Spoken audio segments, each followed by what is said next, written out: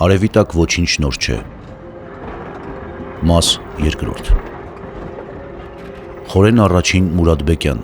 ամենայն հայոց կաթողիկոս է ընտրվում 1932 թվականին։ Ընտրության օրվանից պատժիչ մարմինների հսկողության տակ էր։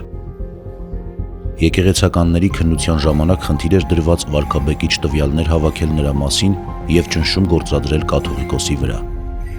Նախ ձերբակալվում և գնդակահարվում է կաթողիկոսի եղբայրը՝ Լևոն Մուրադբեկյանը։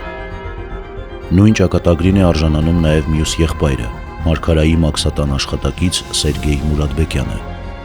1938 թվականին իշխանությունների կողմից կազմակերպված ահաբեկչության զոհ է դառնում նաև Մուրադբեկյան ամենայն հայոց կաթողիկոսը, սպանվելով Վեհարանում։ Աղբյուրը Հայաստանի Հանրապետության ներքին գործերի նախարարության, ազգային անվտանգության և ազգային արխիվ։